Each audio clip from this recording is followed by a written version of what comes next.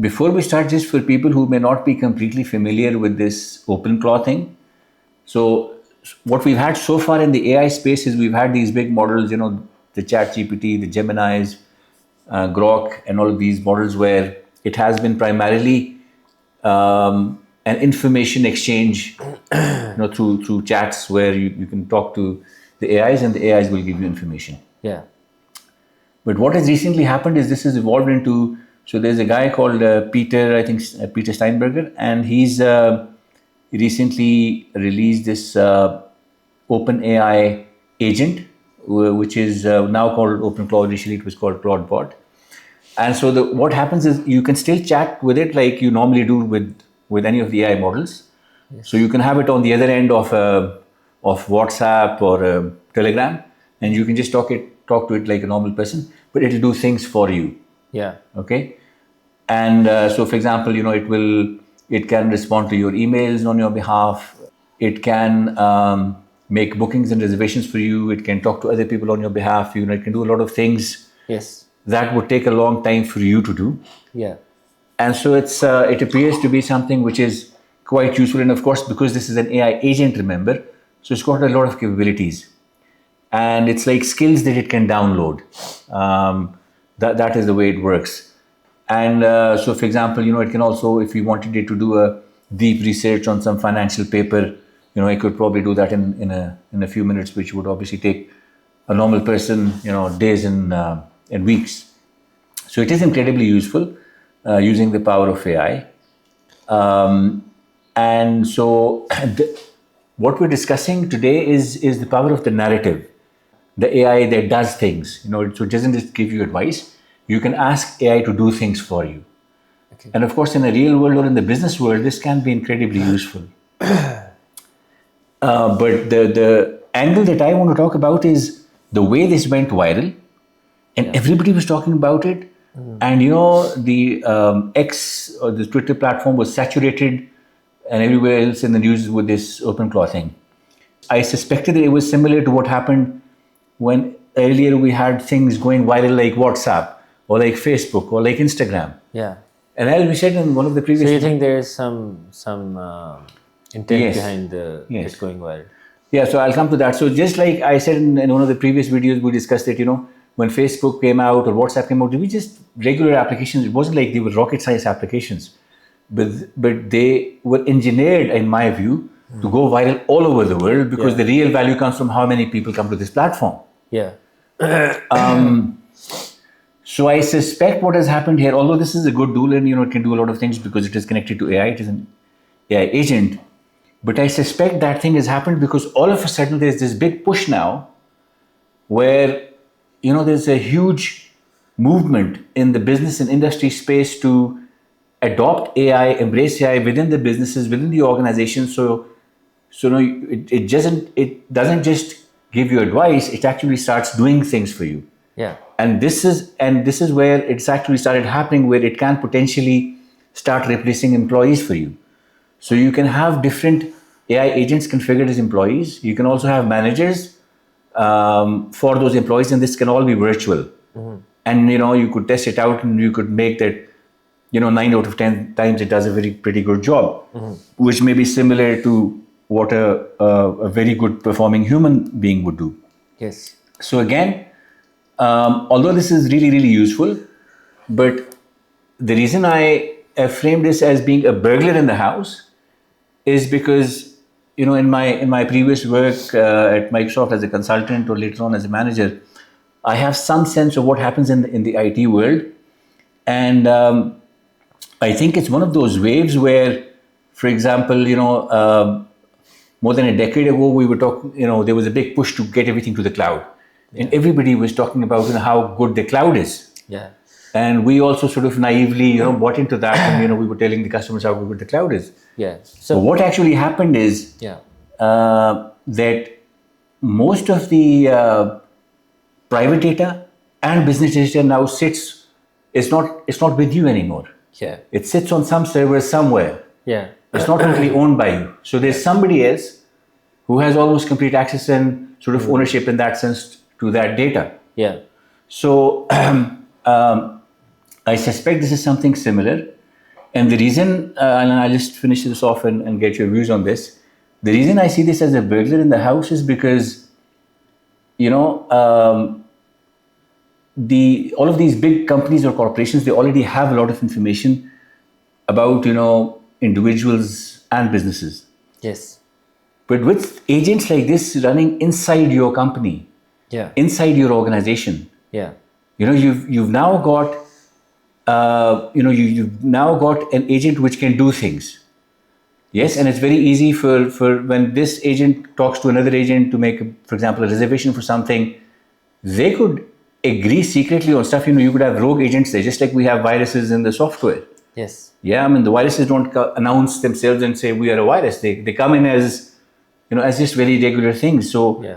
with AI and the level with which it is advancing, it is so easy for these agents Yes. to, you wouldn't even know it. So they would apparently be doing all the things that you want them to do. Yeah. But before you know it, they could have sold your data to somebody else, or, done a number of different things. They could have transferred your funds to some other place, because these are not just information agents. Yeah. These are execution agents. Yeah. So, in my personal opinion, from a benefit point of view, beautiful. But from a security point of view, this is a complete nightmare. And I see this in polite words as a burglar in the house. And I think we should only use AI primarily as a consultant, in a safe space, in a designated space area, which is obviously, in the IT world, it is very well known in terms of, being safe enough in terms of firewalls and in a separate contained area, highly monitored area. So in a safe space, I think we should use AI as a consultant. Yes. And even if we wanted it to do things, we can ask it to do, a few things in a highly monitored, segregated, and controlled environment, rather than deploying AI within the organizations, which is happening at the moment, which I think is a recipe for complete takeover at some point in time. Yes. And I'm keen to get your views on what you Yeah, I think think about you're this. right. I think the way that you've described it, it seems to be headed in that direction, that they're gonna have control over all the data and all the all the information and all the processes that you're running through the agents that are doing everything for you. And of course, then you also have to keep in mind the risks of hacking and of it malfunctioning or making mistakes, especially if you have a large business. So you have to keep all of those things in mind when if a company decides to deploy AI agents for doing all of its work. And what do you think about the fact that, we're talking about, businesses protecting themselves? Yeah.